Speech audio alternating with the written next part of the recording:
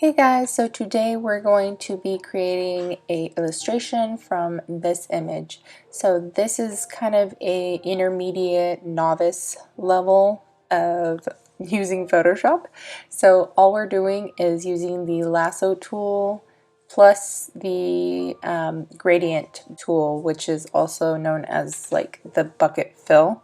And we're just going in, we're selecting different spots of the image. Like I went in and I selected her whole headband, and then I went in and I filled that selection from my lasso tool with the paint bucket and selected the paint or the color from that area.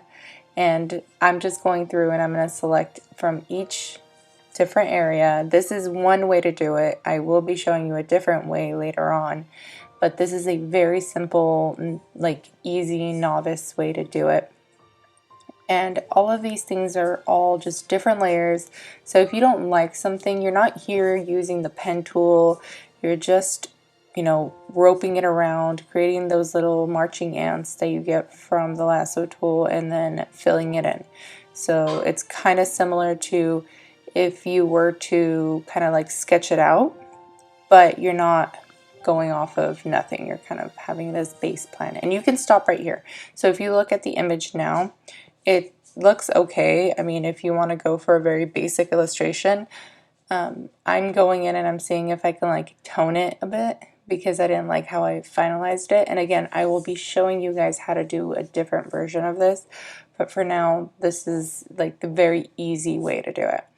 And then I'm just using the brush here to just create outlines. So this is a very basic, kind of like a paint style, I guess I could say, for creating these illustrations from your own images. And this would be definitely not a professional way of doing it. It's just a really basic, kind of fun way for you guys to play around while you're stuck at home or at home and you have some images you wish that were illustrations and you want to just practice. So I hope you guys learned something new, and yeah, I hope this was informative. I know it was really fast, but that's it. I will talk to you soon. Bye!